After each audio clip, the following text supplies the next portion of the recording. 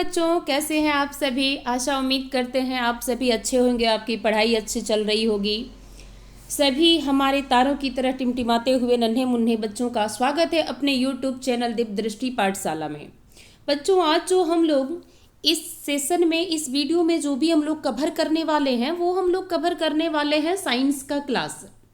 और साइंस का क्लास में अगर हम लोग देखें तो कौन सा क्लास के लिए ये महत्वपूर्ण होगा, तो ये 9th क्लास के बच्चों के लिए बहुत ही महत्वपूर्ण होगा, जो भी 2025 में 9th बोर्ड का एग्ज़ाम देने वाले हैं। जैसा कि आप सभी जानते होंगे कि झारखंड बोर्ड में जो जैक एग्ज़ाम लेती है वो क्लास 8 को, 9th को, 10th को, 11th को और 12th, यानी 12th और 10th तो हम लोग जानते ही थे, लेकिन 8 बोर्ड, 9th बोर्ड और 11th बोर्ड, ये तीनों जो है बोर्ड कर दिया है। ठीक है, कहने का मतलब ये है कि अगर तीनों ये बोर्ड से आपको एक सर्टिफिकेट तो नहीं मिलेगा, लेकिन आप अगर यहाँ पे अगर फेल हो जाते हैं 1-2 मार्क्स से, तो आपको जो है, अगर 8 में फेल होते हैं तो 9th नहीं जाने दिया जाएगा, 9th में फेल होते हैं तो 10th नहीं जाने दिया जाएगा। ठीक है, तो वही है कि आप अगर 9th में फेल हो जाते हैं तो आपको 10th नहीं जाने दिया जाएगा।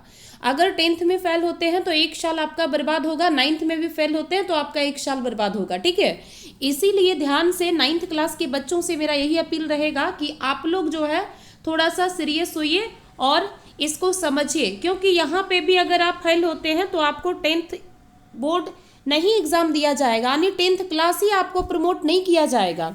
इसीलिए आप लोग जो है इस वीडियो को ज़्यादा से ज़्यादा देखिए और सभी उन गरीब बच्चों तक पहुंचाने का प्रयास कीजिए जो पैसा के अभाव में नहीं पढ़ पाते हैं। ठीक है, तो चलिए बिना देर किए हम लोग स्टार्ट करते हैं। और आज के क्लास में जैसा कि आपको बताएं कि साइंस का पोर्शन हम लोग कवर करने वाले हैं। और साइंस में भी अगर देखा जाए तो ये 9th क्लास का बायोलॉजी का एक चैप्टर है। ठीक है, जीव विज्ञान का एक चैप्टर है जिसका नाम है उत्तक।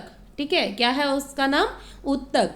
तो उत्तक जो है हम लोग पढ़ चुके हैं, तो इससे संबंधित जो भी ऑब्जेक्टिव क्वेश्चन यानी MCQ क्वेश्चन जो भी एग्जाम में पूछे जाएंगे उसको हम लोग यहाँ कवर करने का प्रयास करते हैं। ठीक है, क्योंकि आपका एग्जाम में जो भी पूछा जाएगा वो MCQ क्वेश्चन पूछा जाएगा।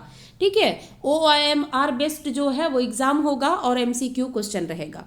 तो चलिए हम लोग देखते हैं कौन कौन से इस चैप्टर में महत्वपूर्ण है ऑब्जेक्टिव क्वेश्चन जो हमारे 9th क्लास के एग्जाम में पूछे जा सकते हैं।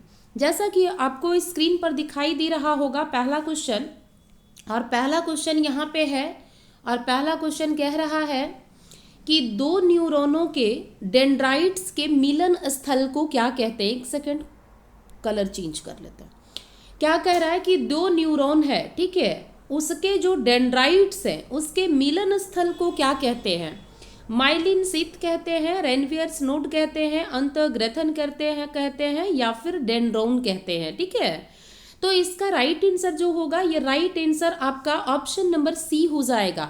यहाँ पे ध्यान से समझने का प्रयास कीजिएगा। जैसे आप सभी जानते हैं कि ये जो है ना, ये किस चीज़ का चित्र है, आप जरूर देखे होंगे, 9th और 10th क्लास दोनों में होगा। ठीक है, ये जो है ये क्या है, यही आपका न्यूरॉन का चित्र है। ठीक है, अब यहाँ पे क्वेश्चन कह रहा है कि हम लोग ये भी जानते हैं कि न्यूरॉन जो है ना शरीर की सबसे लंबी कोशिका है। मतलब एक कोई व्यक्ति है, ठीक है, इस व्यक्ति की अगर हम लोग बात करें तो इसके पैर से न्यूरॉन स्टार्ट होता है और मस्तिष्क तक ये कनेक्टेड होता है। ठीक है, अब यहाँ पे देखिए, एक जो है ना न्यूरॉन यहाँ पे खत्म हो रहा है, इसके बीच कुछ खाली स्थान होता है। ठीक है, अब फिर यहाँ से दूसरा न्यूरॉन स्टार्ट हो जाता है, फिर यहाँ खाली स्थान, फिर तीसरा न्यूरॉन, ऐसे स्टार्ट हो जाता है। तो वही यहाँ पूछ रहा है कि 2 न्यूरॉन, मान लीजिए एक ये न्यूरॉन है और एक जो है ये न्यूरॉन है। ठीक है, इसके बीच जो खाली स्थान है इसका नाम पूछ रहा है आपसे। ठीक है, देखिए क्वेश्चन क्या कह रहा है, 2 न्यूरॉनों के बीच डेंड्राइट्स के मिलन स्थल को, ये जो है ये डेंड्राइट्स है। ठीक है, इसके कह रहा है कि मिलन स्थल, जैसे ये जो आपका पोर्शन इस टाइप का निकला हुआ है ना, इसी का नाम है डेंड्राइट्स, याद रखिएगा आप लोग, ठीक है। इसी का नाम क्या है, डेंड्राइट्स है। अब यहाँ देखिए, यहाँ पे एक न्यूरॉन खत्म हो गया, यहाँ से स्टार्ट अगर दूसरा न्यूरॉन होगा तो इसका डेंड्राइट्स यहीं पे होगा ना, तो वही कह रहा है डेंड्राइट्स के मिलन स्थल को, तो इसका नाम क्या होता है, अंतःग्रहण होता है, ठीक है। ये तो शुद्ध हिंदी इसका नाम है, आप यहाँ पे समझने का इसका प्रयास कीजिएगा, ये शुद्ध हिंदी है, ठीक है। इसको यहाँ पे आपसे सिनेप्स के नाम से भी पूछा जा सकता है, या तो अंतःग्रथन रहेगा या तो सिनेप्स रहेगा, ठीक है। दोनों नाम को याद रखिएगा, क्योंकि यहाँ से दोनों नाम में से कोई एक दे सकता है, क्योंकि एनसीईआरटी अंतःग्रथन को दिया हुआ है, लेकिन ये सिनेप्स भी इसी का इंग्लिश होता है, ठीक है। तो आई होप यहाँ तक आपको समझ में आया होगा। अगला क्वेश्चन है कि मुख गुहा जो होती है उसके आंतरिक सतह किस ऊतक की बनी होती है, एपिडर्मल की, तंत्रिका की, संयोजी ऊतक की, पेशीय ऊतक की। तो इसका जो राइट आंसर होगा वो आपका ऑप्शन नंबर ए हो जाएगा कि मुख गुहा की जो आंतरिक सतह होती है, जैसे मान लीजिए कि ये किसी व्यक्ति का क्या है कि ये जो है मुंह के अंदर का संरचना है, ठीक है। अब यहाँ पे यही चीज कह रहा है कि इसके अंदर का जो ये भाग होगा, यहाँ पे किस प्रकार का ऊतक पाया जाएगा, क्वेश्चन आपसे यही कह रहा है। अब हम लोग ये भी जानते हैं कि ऊतक क्या होता है, तो ऊतक जो है कोशिका के समूह को हम लोग क्या कहते हैं, कोशिका समूह को हम लोग ऊतक कहते हैं, है ना। यानी किसी भी जीव का निर्माण जो है एक कोशिका से होता है, और कोशिका का जब समूह बहुत सारा बन जाता है तो वो ऊतक कहलाता है। ऊतक का समूह जब बन जाता है तो वो एक अंग कहलाता है, और अंग का फिर समूह होता है तो वो अंग तंत्र कहलाता है। अंग तंत्र किसी भी जीव में अगर काम करने लगा तो समझिए कि एक जीव का क्या हो गया, निर्माण हो गया, है ना। तो वही यहाँ पे पूछ रहा है कि उसकी आंतरिक सतह पर जो ऊतक होते हैं, जो कोशिका का समूह होता है, वो क्या वो किस प्रकार का ऊतक होता है, तो वो एपिडर्मल ऊतक होता है, ठीक है। कैसा ऊतक होता है, एपिडर्मल होता है ऊतक, ध्यान रखना है। आगे कह रहा है कि कौन सा ऊतक है जो जल और खनिज का वहन करता है, फ्लोयम, जाइलम, एपिडर्मिस, स्थूलकोण ऊतक। तो इसका राइट आंसर जो होगा ऑप्शन नंबर बी हो जाएगा, जाइलम और ऊतक, ठीक है। यहाँ पे समझना कि देखो ये जो है ना ऊतक की अगर हम लोग बात करें तो हम लोग ऊतक दो प्रकार का पढ़े थे, एक पौधे में हम लोग ऊतक पढ़े थे, और एक जो है हम लोग जंतु में ऊतक पढ़े थे, यही था ना। पौधे की ऊतक की अगर हम लोग बात करेंगे तो यहाँ पे देखिए पौधे की ऊतक की ही बात कर रही है, ठीक है। तो पौधे में दो प्रकार के ऊतक होते हैं, एक सेकेंड यहाँ पे देख लेते हैं, यहीं पे थोड़ा सा बता देते हैं। पौधे में दो प्रकार के ऊतक होते हैं, एक विभाज्योतक ऊतक होता है, ठीक है, विभाज्य ऊतक होता है, और एक स्थायी ऊतक होता है, ठीक है। ये जो है ना ऊतक के विभाजन क्षमता के आधार पर इसको बांटा गया है, ठीक है। यानी कुछ ऐसे पौधे में ऊतक होते हैं कि जीवन भर वो विभाजित होते हैं, ठीक है। क्या होते हैं, जीवन भर वो विभाजित होता है, उसी को हम लोग विभाजक ऊतक कहते हैं। बाकी जो ऊतक विभाजन होने के बाद फिर से विभाजन उसमें नहीं होता है, वो स्थायी ऊतक हो जाता है, ठीक है। विभाजन ऊतक की यहाँ पे तो बात नहीं की गई है, यहाँ पे स्थायी ऊतक की बात की गई है, ठीक है। तो स्थायी ऊतक में अगर हम लोग देखें तो जाइलम और फ्लोयम आता है, उसी जाइलम और फ्लोयम की यहाँ पे बात की जाती है। अब यहाँ पे देखो, एक है जाइलम ऊतक, ठीक है, और एक है फ्लोयम ऊतक, ठीक है। यहाँ पे समझो ये कोई पौधा है, ये कोई क्या है, पौधा है, ठीक है, ये क्या है, पौधा है। अब यहाँ पे देखो इसके जड़ के पास क्या है, पानी है, ठीक है, जमीन में, जमीन से पानी ले रहा है, तो इस पानी को जो है पौधे के पूरे ऊपरी भाग में ले जाने वाला काम जो करता है ना, ये जाइलम करता है, ठीक है। यहाँ पे ट्रिक भी बताए थे आप लोग को, ज से जल, ज से जाइलम।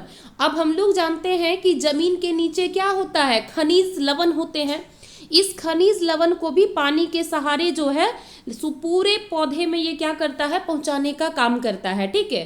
ठीक उसी तरह अगर हम लोग किसी पौधा की बात करें, मान लेते हैं कि ये पौधा है, ठीक है, ये पौधा का ये पत्ती है, यहाँ पे क्या है कि खाना का निर्माण हो रहा है। जब खाना का निर्माण होता है यहाँ पे, तो पूरे पत्ती से जो है ना पूरे जगह पर ये खाना को पहुंचाना, ये जड़ तक खाना को पहुंचाने का काम जो करता है ये फ्लोएम उत्तक करता है। कौन कहता है करता है? तो ये फ्लोएम उत्तक करता है। ठीक है, तो खाना का भोजन का पूछे तो फ्लोएम उत्तक हो जाएगा, और जल का पूछे तो जाइलम हो जाएगा, या फिर खनिज लवण पूछे तब भी जाइलम हो जाएगा। ये ध्यान देना, ये बहुत इंपॉर्टेंट क्वेश्चन है। ठीक है, चलो नेक्स्ट क्वेश्चन की ओर हम लोग रुक करते हैं। और नेक्स्ट क्वेश्चन है, कौन सा उत्तक है जो हृदय को लगातार लयबद्ध गति करने में सहायक है? हृदय पेशी, अस्थि पेशी, उपास्थि पेशी या फिर इपिथेलियम पेशी? ठीक है, यहाँ पे क्या कह रहा है ये समझने का प्रयास करो। कह रहा है कि कौन सा उत्तक है जो हृदय को लगातार लयबद्ध करता है। अब यहाँ पे समझो, हृदय को लगातार लयबद्ध करने की बात कह रहा है, मतलब यहाँ पे क्या कहना चाह रहा है? लयबद्ध मतलब जो हृदय धड़कता है ना, उसी की यहाँ पे बात की जा रही है। तो यहाँ पे समझने का प्रयास करो कि इसका राइट आंसर जो होगा सबसे पहले तो ए हो जाएगा, हृदय पेशी। ठीक है, अब यहाँ पे कह रहा है कि हृदय की पेशी जो होती है वो क्या कर सकती है? तो वो जो है ना हृदय की जो पेशी होती है इसको हम लोग इच्छा अनुसार गति नहीं करवा सकते हैं। इच्छा अनुसार क्या नहीं करवा सकते? गति नहीं करवा सकते हैं। ठीक है, ना ही हम लोग गति को इसको रोक सकते हैं। आपका हृदय जो है ये धड़क रहा है, ठीक है, किसी उत्तक के कारण, और वो उत्तक का नाम क्या है? वो उत्तक का नाम है हृदय उत्तक। ठीक है, हृदय पेशी उत्तक। अब यहाँ पे बताइए, अगर हम लोग हृदय की धड़कन की बात करें, क्या उसको बोलेंगे कि अभी हम खाना खा रहे हैं, तुम हृदय मत धड़को? क्या वो रुक जाएगा? नहीं रुक जाएगा। इसीलिए इस प्रकार की जो पेशी होती है, यानी हृदय पेशी जो होती है, इसको क्या कहा जाता है? इसको अनैच्छिक, कैसा? अनैच्छिक पेशी कहा जाता है, क्योंकि ये बिना किसी के इच्छा के अनुसार जो है ये गति करती है, यानी लयबद्ध गति करती, लगातार ये चलती रहती है। ठीक है, तो इसका राइट आंसर जो होगा वो हो जाएगा हृदय पेशी। ये जंतु उत्तक की बात कर रहा था। आगे कहता है कि हमारी त्वचा जो है किस उत्तक से बनी है? इपिथेलियम उत्तक, बसंती सुगंध, पेशीय उत्तक या फिर तंत्रिका उत्तेजना? इसका राइट आंसर जो आपका होगा ये हो जाएगा ऑप्शन नंबर आपका ए। ठीक है, कौन सा उत्तक होगा? इपिथेलियम उत्तक। देखिए यहाँ पे समझने का आप प्रयास कीजिए, ये जंतु उत्तक की यहाँ पे बात की जा रही है। ठीक है, जंतु उत्तक में अगर हम लोग देखने का प्रयास करें तो जंतु उत्तक जो होता है ये भी विभिन्न प्रकार का होता है। ठीक है, उसी में से एक प्रकार आपका है एपिथेलियम। एपिथेलियम प्रकार की अगर हम लोग बात करें तो ये जो एपिथेलियम उत्तक जो होता है ना, एक सेकंड समझिए, इसका भी बहुत सारा प्रकार होता है। ठीक है, जैसे एपिथेलियम उत्तक ये है ना, इसका यहाँ पे समझ लेना, कहीं पे पूछ सकता है कि इसका भी बहुत प्रकार होता है। जैसे सरल सल्की होता है एपिथेलियम, फिर घनाकार होता है एपिथेलियम, फिर स्तंभाकार होता है। ये जो संरचना के आधार पर इसको विभाजन किया गया है। ठीक है, और ये होता है स्तरित सल्की एपिथेलियम। अब यहाँ पे ध्यान रखना, क्योंकि डीप में थोड़ा सा पूछे तब का हम बात बता रहे हैं। ठीक है, ये जो सरल सल्की है, एक एक करके बता देते हैं। ठीक है, ये सरल सल्की जो है एपिथेलियम उत्तक, ये आपका जो है ना आहार नली में पाया जाता है। अगर पूछेगा कौन सा एपिथेलियम उत्तक जो है आहार नली में होता है, तो सरल सल्की। ठीक है, फिर आपका मुंह में जो है ना ये सरल सल्की उत्तक पाया जाता है। रक्त का जो नली होता है, ठीक है, इसमें क्या होता है? सरल सल्की पाया जाता है। अब दूसरा एपिथेलियम का प्रकार देखिए, जो दूसरा नंबर का है, जैसे हम घनाकार बताए, ये जो है ना ये आपका लार ग्रंथि के पास, मुंह में जो लार ग्रंथि होता है ना, उसके पास जो है एपिथेलियम उत्तक पाया जाता है। लेकिन किस प्रकार का? घनाकार प्रकार का। स्तंभाकार का अगर हम लोग बात करें तो स्तंभाकार जो है एपिथेलियम उत्तक कहाँ पाया जाता है? तो ये आंत में पाया जाता है। ठीक है, आंत में पाया जाएगा, फिर श्वास नली में जो है यहाँ पे पाया जाएगा। तो ये सबको ध्यान रखना। अब जो स्तरित सल्की है ना, लास्ट जो चौथा नंबर बताए थे, स्तरित सल्की एपिथेलियम, उत्तक ये जो है त्वचा में उपस्थित होता है। कहाँ पे, याद रखना, त्वचा में। पूरे शरीर का जो त्वचा होता है ना, वहां पे क्या होता है, तो इपिथेलियम उत्तक उपस्थित होता है। कैसी इपिथेलियम उत्तक, तो अस्तरित सल्की, मतलब अस्तर, अस्तर मतलब लेयर के रूप में ये बिछा हुआ होता है, ठीक है, एक के ऊपर एक, इस प्रकार का ये बिछा हुआ होता है। तो आई होप यहाँ तक समझ में आया होगा। 5 नंबर का right answer option number A हो जाएगा। यहाँ से बहुत क्वेश्चन निकलेगा, ध्यान रखना, ठीक है। कौन सा उत्तक है जो पौधे में भोजन का संवहन करता है, जाइलम उत्तक, फ्लोयम उत्तक, विभज्योत्तक या फिर एपिथेलियम। तो अभी बता चुके हैं, भोजन की बात है मतलब फ्लोयम। एक यहाँ पे ध्यान रखना कि संवहन करता है, इसका मतलब क्या है, तो देखो पौधे का जो जटिल प्रकार का उत्तक होता है ना, ठीक है, अब ये जटिल जो उत्तक होता है या तो अस्थाई उत्तक जिसको हम लोग बोले थे, ठीक है, ये जो उत्तक होता है ये 2 प्रकार का उत्तक होता है, एक जाइलम होता है और दूसरा जो होता है ये फ्लोयम होता है, ठीक है। जाइलम तो जल और खनिज लवण हम लोग देख लिए थे। अब यहाँ पे जो है, यहाँ पे क्या होगा, भोजन होगा, ठीक है।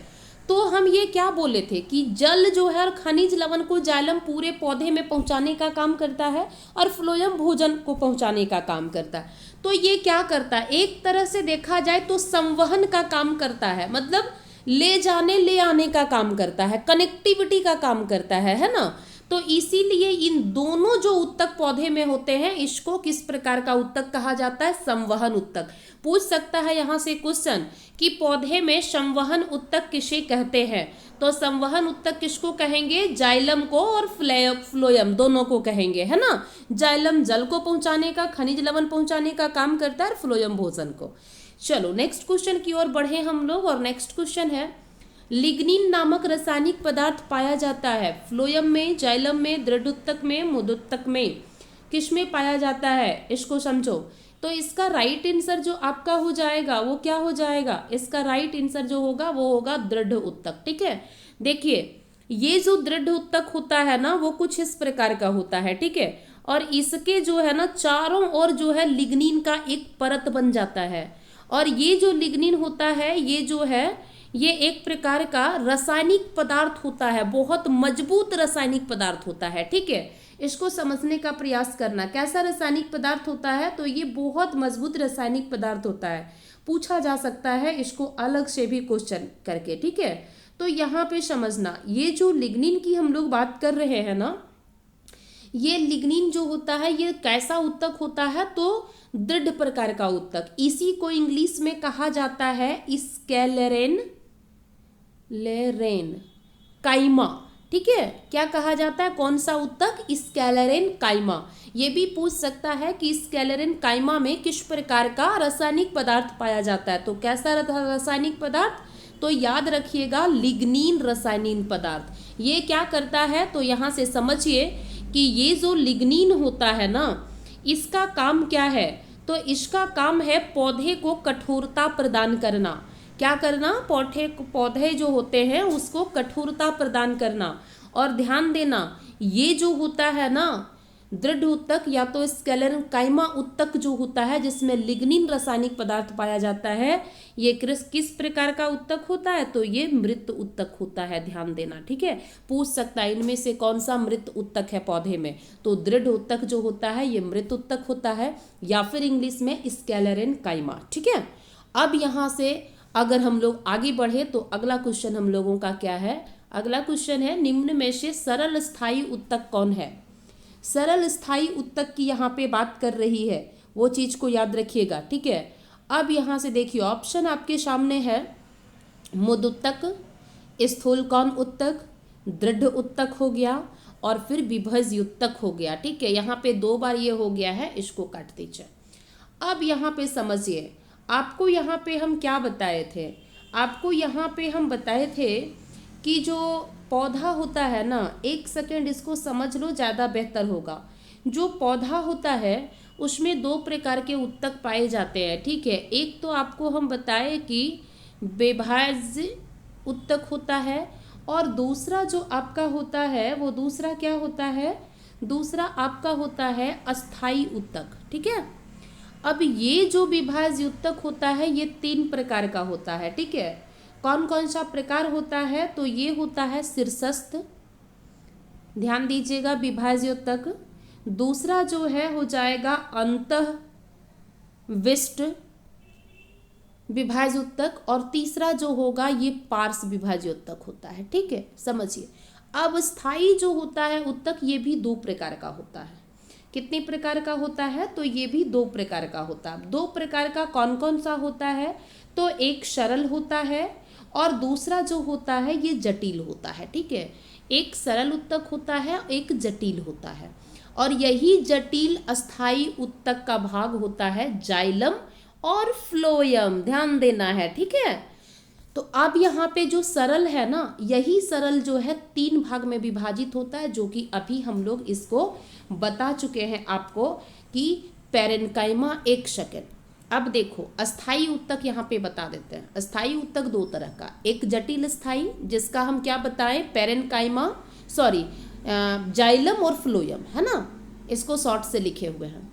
अब इधर जो है 3 है, एक है पैरेन्काइमा, समझना, एक है कॉलेरेन्काइमा और दूसरा है स्केलेरेन्काइमा, स्केलेरेन्काइमा, ठीक है। सब में काइमा यहाँ पे लिखा हुआ रहेगा। वही यहाँ पे स्केलेरेन्काइमा किसका इंग्लिश होता है? तो दृढ़ उत्तक का। यहाँ पे वही चीज पूछ रहा है कि सरल स्थायी उत्तक कौन है यहाँ पे। तो सरल स्थायी उत्तक में आपको क्या बताएं, आपको 5 यहाँ पे दिखाई देगा, है ना। एक पैरेन्काइमा, एक कॉलेन्काइमा, एक स्केलेरेन्काइमा, एक जाइलम और फ्लोयम। तो देखिए ये जो आपका पैरेन्काइमा जो होता है ना, पैरेन्काइमा की अगर हम लोग बात करें तो पैरेन्काइमा को हम लोग क्या बोले थे?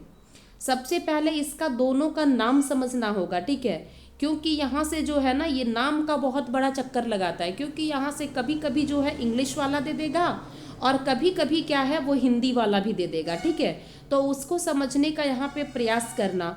ये जो तुम्हारा स्केलेरेन्काइमा है, इसको तो बताए कि ये दृढ़ उत्तक इसका हिंदी होता है, और स्थूल कौन जो होता है इसी को हम लोग कहते हैं कॉलेरेन्काइमा, ठीक है। स्थूल कौन उत्तक को कॉलेरेन्काइमा, दृढ़ उत्तक को स्केलेरेन्काइमा, और फिर जो है अगर हम लोग बात करें तो इसका क्या हो जाएगा, मुदुत्तक हो जाएगा। क्या हो जाएगा? मुदुत्तक हो जाएगा, इसी को कहते हैं पैरेन्काइमा, ठीक है। अब यहाँ पे समझो कि ये जो पैरेन्काइमा है इसी की यहाँ पे बात की जा रही है। तो सरल स्थायी उत्तक कौन है ये पूछ रहा है, ठीक है। अब यहाँ पे देखो कौन नहीं है, यहाँ पे ना ऑप्शन में नहीं जोड़ लेना, ठीक है। कौन नहीं, तो देखो सरल स्थायी में मुदुत्तक है, स्थूल कौन है, दृढ़ उत्तक है। तो इसका राइट आंसर क्या होगा? ऑप्शन नंबर डी हो जाएगा, विभाज्य उत्तक, ठीक है। ध्यान देना यहाँ पे।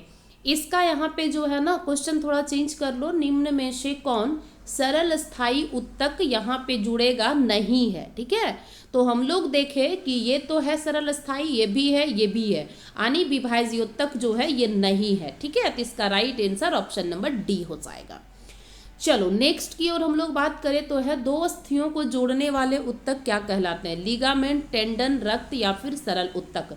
देखो अस्थि का मतलब होता है हड्डी, ठीक है। अब देखो एक हड्डी यहाँ पे है, एक हड्डी यहाँ पे है, इस दोनों हड्डी को जो जोड़ने वाला उत्तक होता है ना, उस उत्तक का नाम है लिगामेंट। ये बहुत इंपॉर्टेंट क्वेश्चन है, इसको एकदम ध्यान रखना। तो इसीलिए इसका राइट आंसर क्या हो जाएगा? ऑप्शन नंबर ए हो जाएगा, ठीक है। चलो नेक्स्ट क्वेश्चन है कि ये अस्थि एवं मांसपेशी को जोड़ने वाली उत्तक कौन सी है? यहाँ पे सुधार लेना, ठीक है। लिगामेंट है, टेंडन है, तंत्रिका है, मांसपेशी है। तो इसका राइट आंसर जो होगा ऑप्शन नंबर आपका टेंडन हो जाएगा, बी, ठीक है। देखो ये कोई हड्डी है, ठीक है। अब इस हड्डी से जो है ना मांसपेशी इस प्रकार की लगी हुई है, ठीक है। अब मांसपेशी जो लगी हुई एक दूसरे से जो इसको जोड़ के रखा जा रहा है ना, उस उत्तक का नाम होता है टेंडन। तो यहाँ से 2 क्वेश्चन आता है और ये दोनों क्वेश्चन जो है ये क्या करता है? कंफ्यूज करता है। हड्डी टू हड्डी की अगर बात करेगा जोड़ने का, ठीक है, तो इसका आंसर हो जाएगा आपका लिगामेंट, ध्यान देना। और अगर हड्डी टू मांसपेशी की बात करेगा अगर जोड़ने की, तो इसका आंसर क्या हो जाएगा? इसका आंसर हो जाएगा आपका टेंडन। क्या हो जाएगा? टेंडन हो जाएगा, ध्यान रखिएगा। नेक्स्ट क्वेश्चन है पेरेन्काइमा जिसमें क्लोरोफिल हो वो क्या कहलाती है? एरेन्काइमा, कोलेन्काइमा, क्लोरेन्काइमा या फिर स्कैलरीन्काइमा? तो इसका जो राइट आंसर आपका हो जाएगा वो आपका ऑप्शन नंबर बी हो जाएगा। ठीक है, क्या होगा? Collenchyma, sorry option number C होगा क्लोरेन्काइमा। ठीक है, क्या हो जाएगा? ऑप्शन नंबर सी होगा क्लोरेन्काइमा। मतलब यहाँ से क्वेश्चन आपसे पूछ रहा है कि पेरेन्काइमा प्रकार का जो उत्तक होता है पौधे में, उसमें कौन सा एक ऐसा उत्तक का प्रकार होता है जिसमें क्लोरोफिल होता है? तो किसमें? क्लोरेन्काइमा में। चलो नेक्स्ट क्वेश्चन की और हम लोग बढ़े, और नेक्स्ट क्वेश्चन है मृत कोशिका पाई जाती है दृढ़ उत्तक में, स्थूलकान उत्तक में, हृदय पेशी में, इनमें से कोई नहीं। तो इसका right answer option number A होगा। पिछले ही हम लोग बता चुके हैं, ये पढ़ भी चुके हैं कि दृढ़ उत्तक जो होता है उसी को हम लोग क्या बोले थे, हम लोग क्या बताए थे? स्कैलरीन्काइमा। और इसी के बीच जो है पूरा चारों ओर लिग्निन एक रासायनिक पदार्थ क्या होता है कि उसके चारों ओर लगा रहता है जो पौधे को मजबूती प्रदान करता है, और इस प्रकार के उत्तक जो होते हैं ये मृत होते हैं। ठीक है, तो इसका right answer option number A हो जाएगा। चलो नेक्स्ट क्वेश्चन की ओर बढ़े, और नेक्स्ट क्वेश्चन है रेनवियर्स जोड़ पाए जाते हैं, यानी रेनवियर्स जो जोड़ है ना वो कहाँ पाया जाता है? आरेखित पेशी में, रेखित पेशी में, तंत्रिका कोशिका में या फिर हड्डी में? तो इसका राइट आंसर जो होगा ऑप्शन नंबर सी हो जाएगा। रेनवियर्स एक जोड़ होता है, ठीक है, जो कि कहाँ पे पाया जाता है? तो तंत्रिका कोशिका, जो अभी हम लोग इस प्रकार का जो हम लोग डायग्राम देखे ना उसमें पाया जाता है, ये ध्यान रखना। अगला है आरेखित पेशी है, अनैच्छिक, ऐच्छिक, ये भी दोनों या फिर इनमें से कोई नहीं। तो इसका right answer option number A हो जाएगा।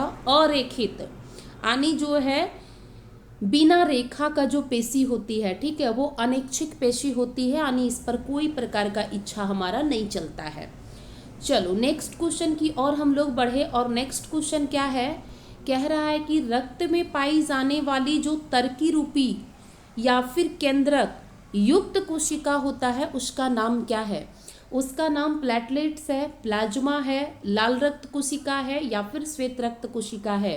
तो इसका right answer option number A हो जाएगा, प्लेटलेट्स। ठीक है, रक्त में पाई जा रही है तो प्लेटलेट्स तो रक्त में पाया ही जा रहा है ना, लेकिन वो कैसी कोशिका होगी? तो तर्कु रूपी होगी और उसमें केंद्रक होगा।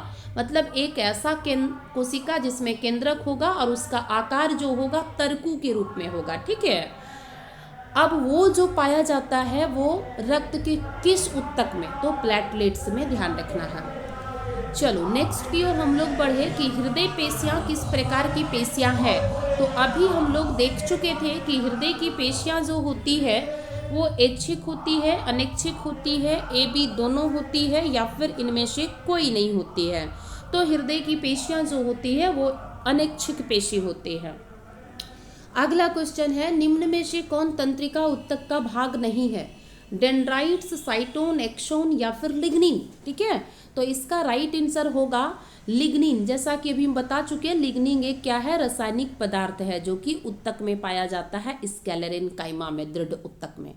और ये जो डेंड्राइट, साइटोन और एक्सोन जो है ये क्या है? तो ये जो है तंत्रिका उत्तक का भाग है।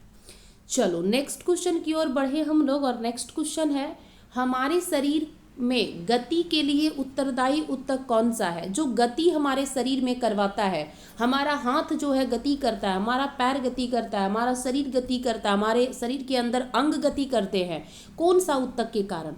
एरियोलर उत्तक, बसंती सुगंध, पेशी उत्तक या फिर तंत्रिका उत्तक? तो इसका राइट आंसर जो हो जाएगा ये होगा पेशी उत्तक। ठीक है, क्या हो जाएगा? पेशी उत्तक, ध्यान देना है। चलो नेक्स्ट क्वेश्चन की ओर चले हम लोग, और नेक्स्ट क्वेश्चन है कौन सा उत्तक है जो हमारे शरीर में वसा का संचय करता है? जैसे हम तेल घी खाते हैं, ठीक है, तो उस वसा का जो संचय करके मतलब संग्रह करके जो रखता है वो कौन सा उत्तक है? वसीय उत्तक है, पेशीय उत्तक है, संयोजी उत्तक है या फिर एपिथेलियम उत्तक है? तो इसका right answer option number A हो जाएगा, वसीय उत्तक। वसीय उत्तक जो होता है इसका काम होता है जो भी शरीर के अंदर वसा है उसको जगह पर क्या करना? संग्रह करके, या तो फिर क्या करना? उसको स्टोर कर कर एक जगह जमा रखना। अगला क्वेश्चन है, शरीर का बाहरी और भीतरी रक्षक आवरण बनाते हैं संवेदी ऊतक, एपिथेलियम ऊतक, संयोजी ऊतक, कंकाल स्नायु बंधन। तो इसका राइट आंसर जो हो जाएगा वो हो जाएगा एपिथेलियम ऊतक। ये क्वेश्चन क्या कह रहा है समझना, क्वेश्चन थोड़ा शॉर्ट में है। शरीर के बाहरी और भीतरी रक्षक आवरण, अब देखो ये किसी भी व्यक्ति का शरीर है, मान लो इसके ऊपर हम लोग देखते हैं एक पूरे जो है ना स्किन लगा हुआ है, यानी त्वचा से वो ढका हुआ है। अब ये जो त्वचा है ना, इस त्वचा को अगर हम लोग काटेंगे या तो अगर हम लोग देखेंगे तो वहाँ पे कौन सा प्रकार का ऊतक मिलेगा, तो ऊतक जो है वो कौन सा मिलेगा, तो एपिथेलियम ऊतक मिलेगा। ठीक है, अब ये जो ऊतक होता है त्वचा को क्या करता है, खुद अपने सोचिए, त्वचा को ये क्या करता है, ये सुरक्षा प्रदान करता है। ठीक है, चाहे बाहर हो या तो भीतर में हो। वही कह रहा है कि शरीर का बाहरी और भीतरी रक्षक आवरण बनाता है वो कौन सा ऊतक है। अगर इसको ज़्यादा सा लंबा करेगी क्वेश्चन तो ये इस प्रकार से भी पूछा जा सकता है। तो इसका राइट आंसर क्या हो जाएगा, ऑप्शन नंबर बी हो जाएगा। नेक्स्ट क्वेश्चन है, रेखित पेशी है, देखो ये फिर से हो गया है। ठीक है, तो ध्यान देना, रेखित पेशी जो है वो ऐच्छिक होती है, हम लोग पढ़ चुके हैं। चलो नेक्स्ट क्वेश्चन की ओर बढ़े, और नेक्स्ट क्वेश्चन है, अस्थि या तो उपास्थि जो होती है वो किस प्रकार की ऊतक होती है। ठीक है, ये क्वेश्चन को थोड़ा सा बड़ा भी कर लो, किस प्रकार की ऊतक होती है, एपिथेलियम ऊतक, संयोजी ऊतक, पेशी ऊतक या फिर तंत्रिका ऊतक। तो इसका राइट आंसर जो हो जाएगा वो क्या होगा, ऑप्शन नंबर आपका बी होगा, संयोजी ऊतक। ठीक है, देखो ये जो आपका अस्थि और उपास्थि संयोजी ऊतक का जो उदाहरण है, यहाँ पे समझना, यहाँ से क्वेश्चन और पूछा जा सकता है। ठीक है, एक सेकंड। ये जो संयोजी ऊतक होता है ना, ये विभिन्न प्रकार का होता है। ठीक है, जैसे फॉर एग्जाम्पल रक्त में भी संयोजी ऊतक होता है। ठीक है, क्योंकि हम लोग जानते भी हैं, पढ़े भी हैं कि रक्त एक प्रकार का तरल संयोजी ऊतक होता है। ये भी क्वेश्चन में पूछा जा सकता है, ध्यान देना। दूसरा हो सकता है अस्थि। ठीक है, अस्थि का मतलब क्या हुआ, हड्डी हो गया। तीसरा हो सकता है उपास्थि। उपास्थि भी एक प्रकार का हड्डी है, लेकिन एक ऐसी हड्डी होती है जो ज़्यादा मतलब ये मजबूत नहीं होती। जैसे कान की हड्डी जो होती है उपास्थि होती, मतलब मुड़ने पर मुड़ जाती है ना। अगला जो है स्नायु हो सकता है, जिसको हम लोग लिगामेंट भी बोले, है ना। आगे अगर हम लोग बोले जो आपका टेंडन था, ठीक है, टेंडन को ही हिंदी में कंडरा बोला जाता है। ठीक है, तो ये भी ध्यान रखिएगा। तो ये सब जो है ये संयोजी ऊतक के प्रकार है। ठीक है, तो इसका राइट आंसर जो हो जाएगा क्या हो जाएगा, संयोजी ऊतक, यानी अस्थि उपास्थि पूछ रहा है इसके बारे में, तो ये संयोजी ऊतक होगा। चलो नेक्स्ट क्वेश्चन की ओर बढ़े हम लोग, और नेक्स्ट क्वेश्चन है कि वह ऊतक जो मनुष्य में पेशी को अस्थि से जोड़ता है। ठीक है, पेशी को अस्थि से जोड़ रहा है, इसका मतलब क्या है, ये कंडरा हो जाएगा, टेंडन अभी बता चुके हैं हम लोग, है ना। चलो अगला क्वेश्चन है कि रंध्र का क्या काम है। रंध्र मतलब आप लोग समझिए स्टोमेटा। ठीक है, कुछ इस प्रकार का बीन जैसा संरचना इसका होता है। ठीक है, इस प्रकार का रचना होता है। ये खुला रंध्र है, खुला रंध्र, और एक बंद रंध्र होता है। ठीक है, अब इसका काम क्या होता है तो समझना, इसका मेन जो है दो काम होता है।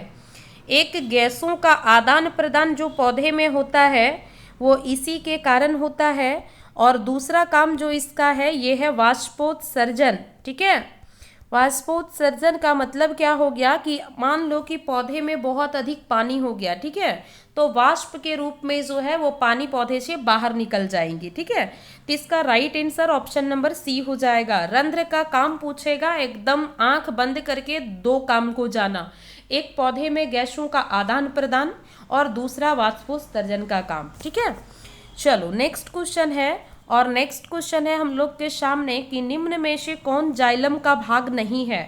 ट्रैकिट्स, जाइलम नलिका, जाइलम तंतु या फिर चालनी तंतु। ठीक है, अब यहाँ पे देखो ये जो है बहुत इंपॉर्टेंट क्वेश्चन है, इसको ध्यान रखना, क्योंकि जाइलम फ्लोएम के बारे में ना हमेशा पूछा जाता है। ठीक है, तो यहाँ पे समझा दे रहे हैं, ये जो जाइलम है ना, ये अगर देखा जाए तो 4 प्रकार के कोशिका से मिलकर बना हुआ है। कितने प्रकार के कोशिका से मिलकर बना हुआ है जाइलम उत्तक? तो 4 प्रकार। अब ये 4 प्रकार कौन कौन से है तो समझना। एक है वाहिनिका, दूसरा है वाहिका, तीसरा जो है जाइलम पैरेन्काइमा है, ठीक है, क्या है? जाइलम पैरेन्काइमा, समझना इसको, और चौथा है जाइलम तंतु, ठीक है। ये 4 चीजें जो है यानी 4 प्रकार की कोशिका से मिलकर जाइलम बना है। अब यहाँ पे आपसे ये पूछ रहा है, क्या पूछ रहा है वो समझिए। तो यहाँ पे पूछ रहा है कि ये जो है जाइलम का भाग नहीं है, ठीक है। तो यहाँ पे देखो इसका जो राइट आंसर होगा, ये सबसे पहले देखो ऑप्शन नंबर डी हो जाएगा, ठीक है, चालनी नलिका। ये चालनी नलिका क्या है? तो ये फ्लोयम का भाग है। किसका भाग है? फ्लोयम का भाग है, ध्यान रखना। अब ये तीनों जो आपका था, ये किसका भाग था? जाइलम का। अब यहाँ तो भाई हमको मिल नहीं रहा है, तो यहाँ पे समझो जाइलम नलिका का मतलब क्या हो गया? वही तंतु की बात कर रहा है, यानी जाइलम नली बोलो या तो तंतु बोलो, सॉरी जाइलम तंतु जो है यहाँ लिखा हुआ है, ठीक है, जाइलम तंतु हो गया। और जाइलम नलिका मतलब यहाँ पे हो गया जाइलम का पैरेन्काइमा की बात कर रहा है, ठीक है। वाहिका मतलब हो गया ट्रैकिड्स। तो ये सब चीज़ें जो है थोड़ा सा याद रखना होगा, हिंदी इंग्लिश में थोड़ा सा फंसाने का काम करेगा, लेकिन तुम लोग का जो है ना हिंदी से ही पूछेगा, तो ये तीनों मेन है, आप लोग याद रखना, बाकी इसको भी याद रखना, बता चुके हैं। चलो अब यहाँ पे पूछ रहा है रक्त क्या है। तुम लोग अभी देख चुके हैं कि रक्त जो है एक प्रकार का कौन सा उत्तक है, तो वो संयोजी उत्तक है। चलो नेक्स्ट क्वेश्चन की ओर चले, और नेक्स्ट क्वेश्चन है रक्त के तरल भाग को क्या कहा जाता है? प्लाज्मा कहा जाता है, प्लेटलेट्स कहा जाता है, लाल रक्त कोशिका या श्वेत रक्त कोशिका? तो इसका राइट आंसर जो होगा वो ऑप्शन नंबर आपका ए हो जाएगा। रक्त का जो तरल भाग होता है, जो लिक्विड पार्ट होता है, उसको प्लाज्मा कहा जाता है, ठीक है। चलो नेक्स्ट क्वेश्चन है आपके सामने, और नेक्स्ट क्वेश्चन है यहाँ पे मूंगफली और बादाम के छिलका में पाया जाता है हरित लवक पाया जाता है, अंतर कोशिकीय पाया जाता है, स्कैलरिट्स पाया जाता है, या फिर चालनी पट पाया जाता है? तो इसका जो राइट आंसर होगा वो राइट आंसर आपका क्या हो जाएगा?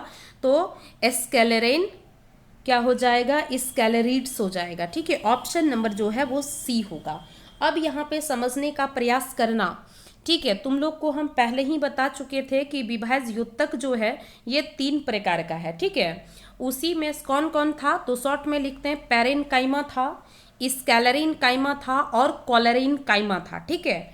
अब ये जो स्कैलरेन्काइमा था ना, इसी स्कैलरेन्काइमा जो होता है, इसी के अंदर स्कैलरिट्स पाया जाता है, ठीक है, एक प्रकार का पदार्थ। और ये भी जो है ना, ये बहुत जो है हार्ड पदार्थ होता है, ठीक है। इसीलिए मूंगफली और जो बादाम का छिलका होता है, क्या होता है? मूंगफली और बादाम का जो छिलका होता है ना, उसके अंदर जो है वो क्या, कौन सा पदार्थ पाया जाता है? तो स्कैलरिट्स पाया जाता है, ये ध्यान रखना, ठीक है। अब यहाँ से जो है एक आपसे और पूछा जा सकता है, चलो अच्छा दूसरे हम लोग क्वेश्चन में देख लेते हैं। तो मूंगफली और बादाम के छिलका में क्या होता है? स्कैलरिट्स पाया जाता है, या तो स्कैलरेन काइमा, याद रखना उत्तक का नाम अगर पूछ दे तो, ठीक है।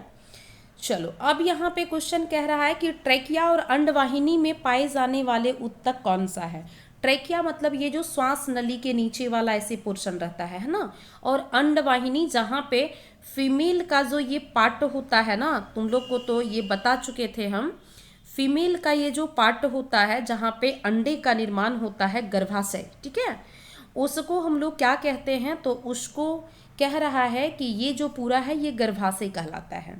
अब इसमें किस प्रकार का उत्तक पाया जाता है ये आपसे पूछ रहा है। तो इसमें जो है एपिथेलियम उत्तक पाया जाता है, लेकिन पछमल एपिथेलियम पाया जाता है ट्रेकिया और अंडवाहिनी में, याद रखना। चलो नेक्स्ट क्वेश्चन की ओर बढ़े हम लोग, और नेक्स्ट क्वेश्चन है कॉन्ड्रियोब्लास्ट कोशिका किस ऊतक में पाई जाती है? दृढ़ ऊतक में, अस्थि ऊतक में, उपास्थि ऊतक में या फिर रक्त ऊतक में? तो ये जो है ना कॉन्ड्रियोब्लास्ट कोशिका जो होती है ये उपास्थि में पाई जाती है, ठीक है।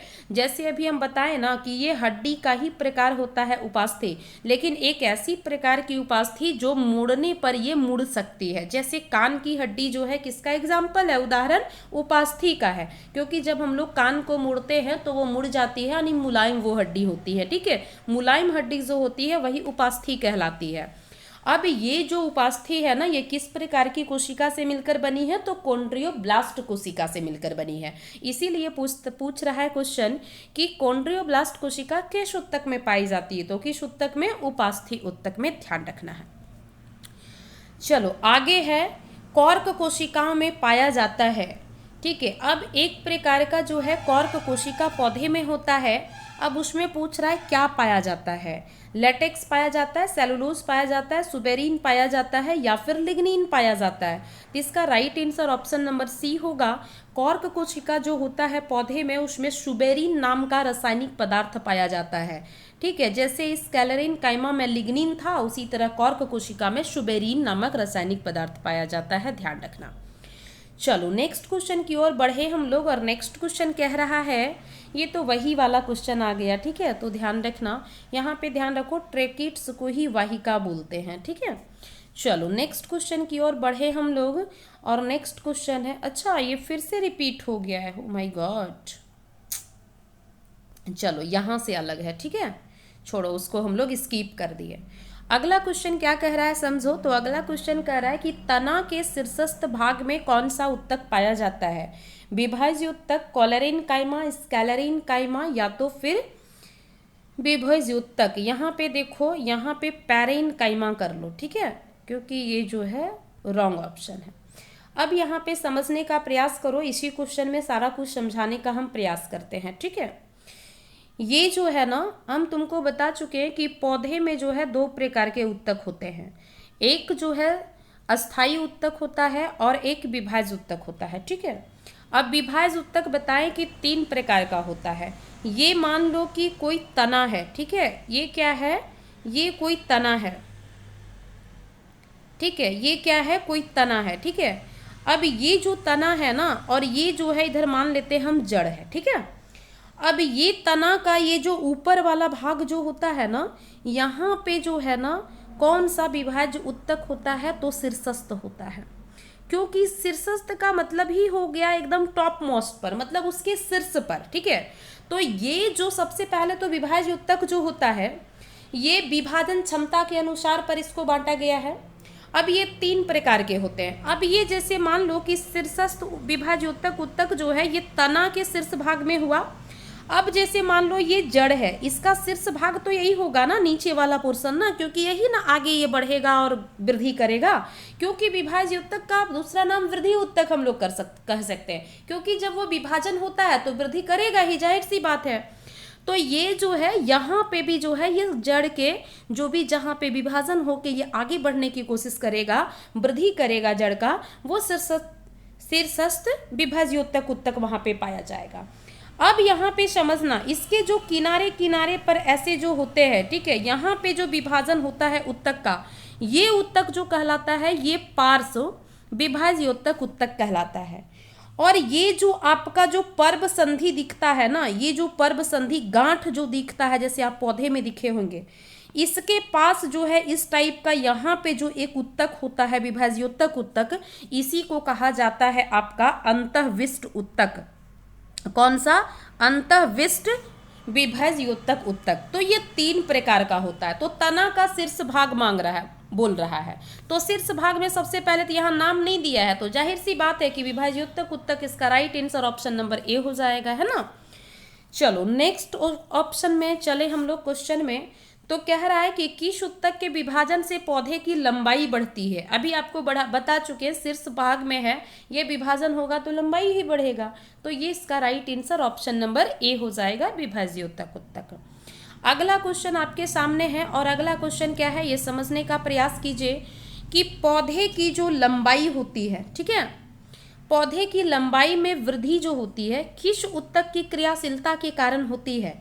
शीर्षस्थ विभाज्योत्तक, पार्श्व अंतःविष्ट या संवहन उत्तक। तो अभी बता चुके हैं, इसका राइट आंसर जो हो वो क्या होगा? शीर्षस्थ विभाज्योत्तक। यही चौड़ाई की बात करेगा, अगर चौड़ाई की बात करेगा वृद्धि में तो पार्श्व हो जाएगा, क्योंकि हम लोग देख रहे हैं कि किनारे में इस टाइप का, इसके किनारे में ये जो है विभाजन कर रहा है।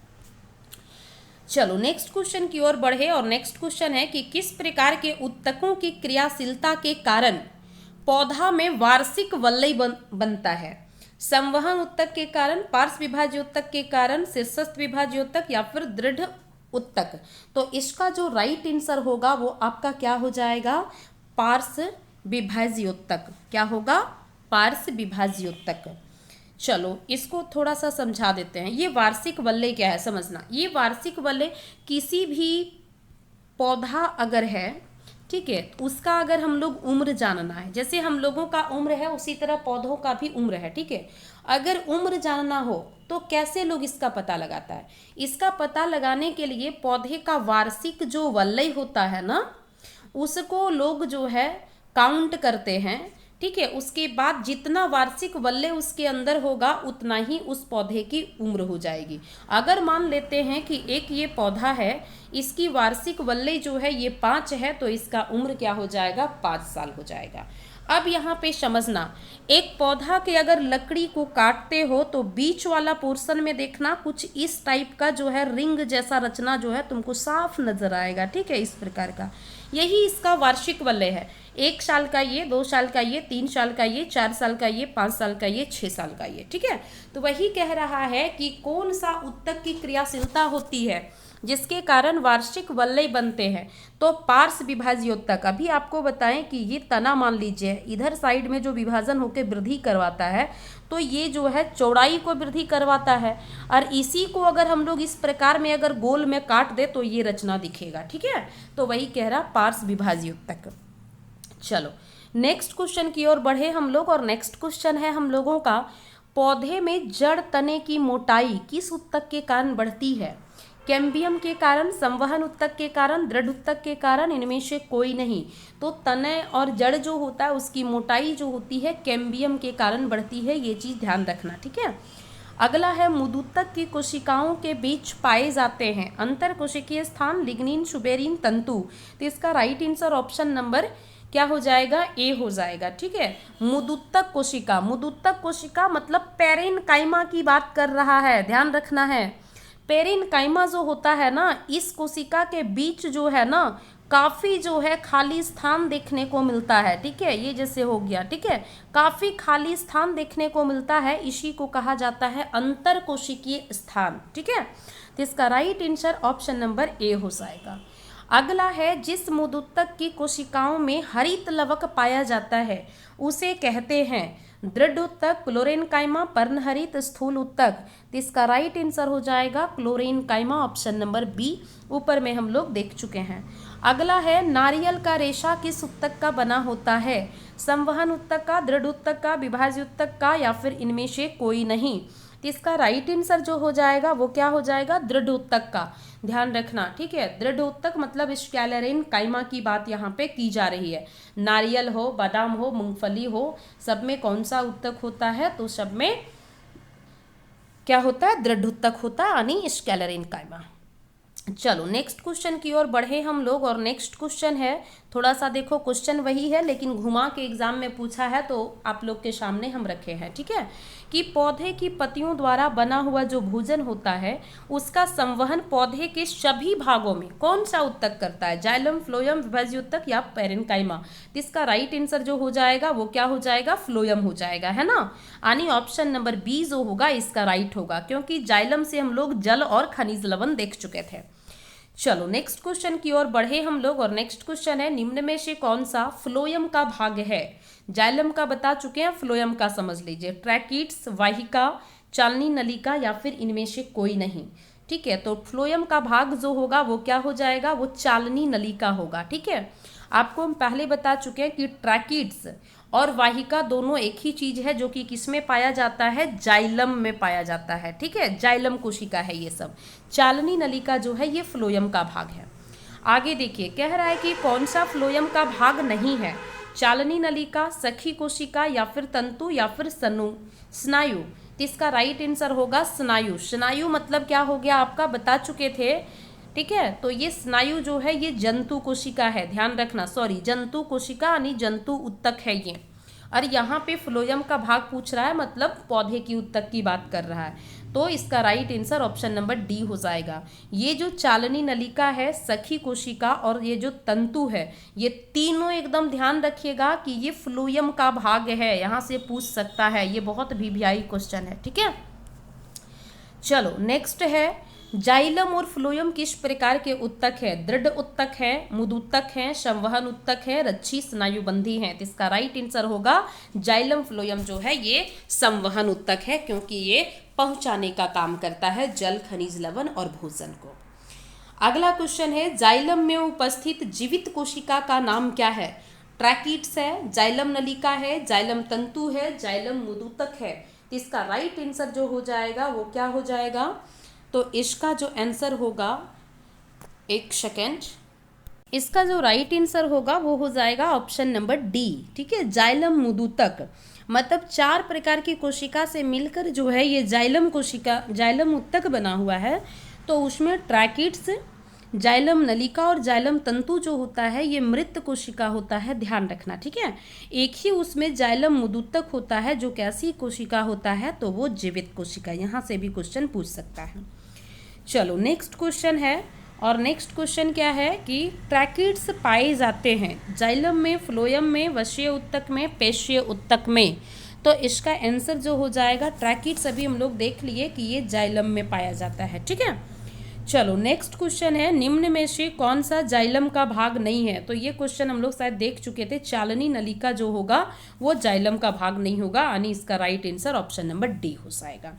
चलो बहुत बहुत धन्यवाद आप सभी को, मिलते हैं अगले क्लास में, तब तक के लिए सभी को बाय बाय, टेक केयर। लेकिन एक छोटा सा रिक्वेस्ट है तुम लोग से कि इस वीडियो को जो है तुम लोग पूरा देखना। ठीक है, क्योंकि देखो थोड़ा सा देखने के बाद और भाग जाने के बाद जो है ना, ये यूट्यूब समझता है कि ये जो वीडियो है ये अच्छा नहीं है। ठीक है, और वो क्या करता है, इस वीडियो को वहाँ से हटाने का काम करता है। ठीक है, तो ध्यान रखना इस चीज़ को, थोड़ा सा तुम लोग समझने का प्रयास करो, पूरा वीडियो को देखो और थोड़ा सा वीडियो को अपने दोस्तों के बीच जो है शेयर करने का प्रयास करो, ताकि जो है ये चैनल ग्रो करे। ठीक है, ग्रो करे और किसी भी बच्चे जो अभावग्रस्त में पैसे का नहीं पढ़ पाते हैं उन तक ये शिक्षा जो है ये पहुंच सके। अब इससे ज़्यादा क्या कहें। और थोड़ा सा वीडियो को जब देखते हो तो लाइक करो, कमेंट्स भी प्यारा सा करो कि हमको क्या दिक्कत है, या तो वीडियो कैसा लगा, क्या वहाँ पे और कुछ करना चाहिए, है ना। और चैनल पर अगर नए हो तो प्लीज़ चैनल को सब्सक्राइब करो, ताकि हम लोग ऐसे ही नई नई वीडियो जो है तुम लोग को देते रहे। चलो बहुत बहुत धन्यवाद, मिलते हैं आप अगले क्लास में, तब तक के लिए सभी को बाय बाय, टेक केयर।